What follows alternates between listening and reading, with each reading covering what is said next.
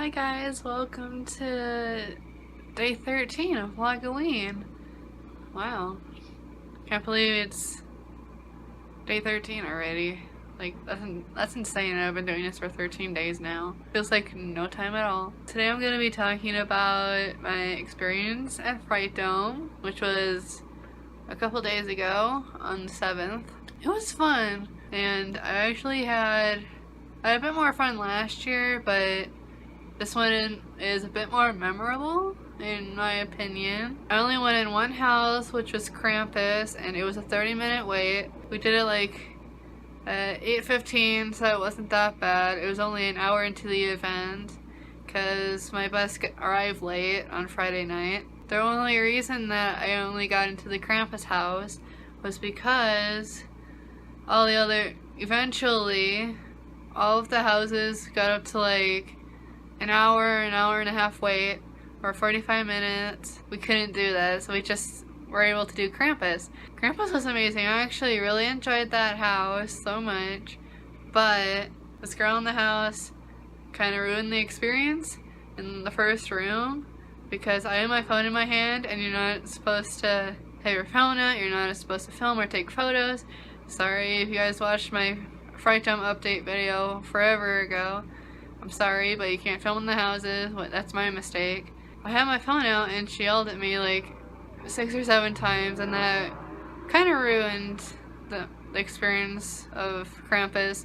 But otherwise, I still enjoyed the house. There wasn't really, it didn't even have like a Christmas theme to it, which I felt was weird. I didn't see Krampus, but I know what the movie's about. It's like a goat demon destroys Christmas for the family. I know it's probably going to be like, this is the third weekend. Well, this upcoming weekend is the third one. And I'm sorry if there's like voices outside, the windows open. People are crazy. But I'm going to ruin it if you guys haven't done the Krampus house yet in Frightdome. And it's okay if you don't go.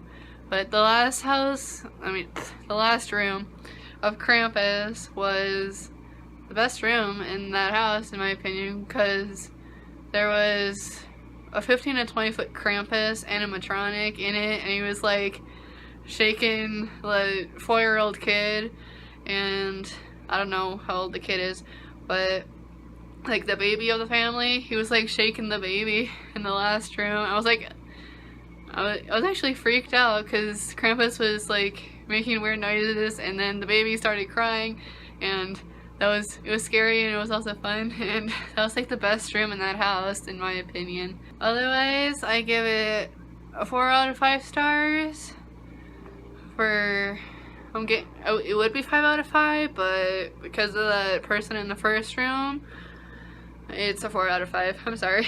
The other part of it was I was with my mom, which was fun. It would have been my dad, but he hates like scary stuff.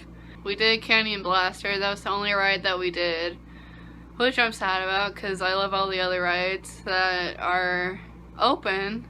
Only a couple of rides are open during Frightdome instead of all of them. And we only managed to do Canyon Blaster because the lines are always super long for the roller coasters, except for that one, which is the pink roller coaster in the Frightdome. I wanted to do El Loco, but the line was really long, and I made up my mind and wanted to do Five Nights at Freddy's house, and the line was 90 minutes, and it was 10:50, and Frightdome closed at midnight, so even if we waited in that line, we wouldn't have made it into the Five Nights at Freddy's house, which I was disappointed about. The other house I wanted to do was Clowns, but also line was 45 minutes for that one, and there was also clowns walking around like outside of the house.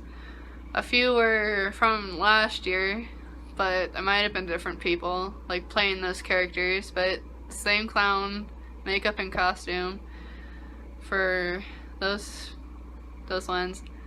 I love the scare actors this year. There were less than last year, but it might have been the same, but I noticed that there were a lot less scare actors this year that I've noticed. The main theme was clowns last year, and there's actually less clowns because of all the events that have been happening in the past like couple weeks. So I understand that, but I don't understand all the other ones that aren't clowns. Like, there is maybe 3 chainsaw people. 2 of them were actually twins, like 7-foot twins, or around there. I think they're actually 6'10", excuse me.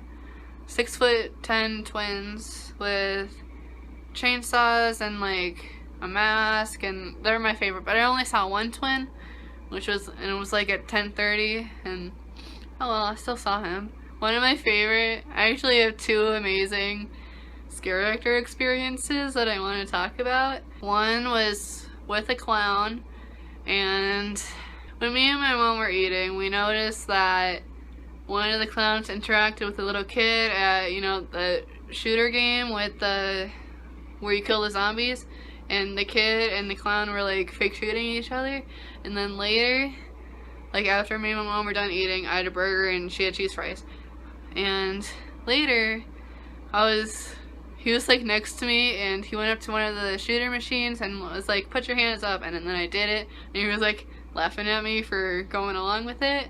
And I think the whole point of like going to a scary event and being around scare actors is interacting with them. That's like the best experience that you could ever have, because those are like some of the best memories in any scary event, really. And the other one that I want to talk about is in the Voodoo Scare Zone, which I talked about in another video. It's Mardi Gras of the Dead, but there was a lack of scare actors, as I previously stated. And one of the scare actors, which was a guy who was in the scare zone, I mean, it's hard to see. There's mist and smoke everywhere, so you can barely see, and as well there's like bright light shining on you. And this voodoo guy comes up to me and he just stares me straight in the face, doesn't say a word, and he has those like weird contacts that most scare actors have, and they're like dead white eyes, like white people's everything. And he's just staring me dead in the face, not saying a word, and I'm just like, hi, and he doesn't even do anything. I'm just standing there, and I was scared, of course, and my mom said, can I take your picture? And I'm like, no. I was so scared. That's the whole point of Frightdome, is to be scared, and that's what happened. But I regret not taking a picture, but the picture probably wouldn't have turned out anyways because of all the like smoke and lights in that scare zone. And of course, it's pitch black in the entire Frightdome, so you don't see anything that's going on. It's hard to take videos. The only videos I actually turn out are in the freak show section. All the pictures that I took with the freak show people, 2 of the pictures turned out. The other one was like hard to see our faces in that one. And I'm talking about freak show now. That was absolutely amazing. If you haven't seen my Frightdome video yet, go watch it.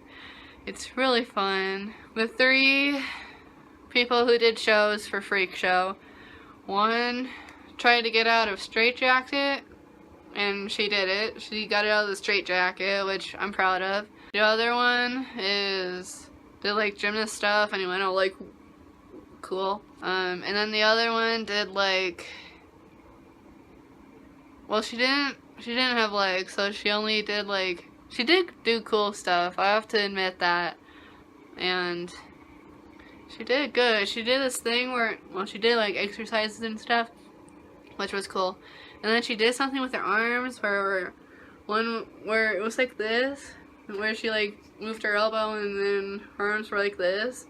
And I found that amazing. Go watch my Frightdome video and you can see what I'm talking about. I got pictures with all 3 of them. One didn't turn out, which was with the straitjacket girl, because our faces were like purple, all purple. You couldn't even see our expressions. It was terrible. That's all I have to say. It was so much fun. I mean, I might not go again due to I only went in one house, which I only went into one house last year because wait times are out of control for the haunted houses. lack of scare actors. Those are the only two reasons that I might not go back to Frightdome. I would go back just to the scare zones and interact with all the people, as well as security. Like, security, I understand that they don't want you to be like over the top when you go into Frightdome. Well, when entering, that's the only time security ever comes around. It was so hard getting into Frightdome. Like, the line was really long, and then you have to wait like another 5 minutes for security to scan you and like check your bags and stuff, which was kind of crazy. But otherwise, I still go to Frightdome, but I probably go to last weekend of Frightdome because I want to be able to go in more than one house, and I want there to be more scare actors. I know that Frightdome hires like 400 people a year, but there were definitely not 400 scare people in Frightdome.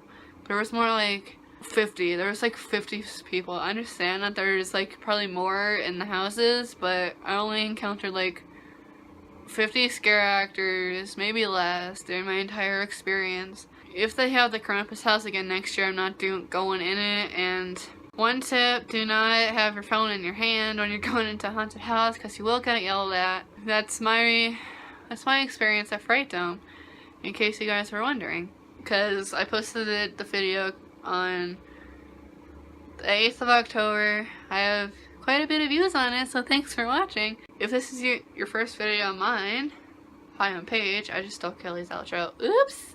Sorry, Kaylee. But my name is Paige. Thanks for watching this video. Subscribe if you're new. Like this video if you liked listening to my experience about Frightdome. If you're thinking about going, maybe go later in the month of October, so you don't have to wait in hour-long lines for the houses. Otherwise, I'll see you guys tomorrow with another video. Goodbye, everyone.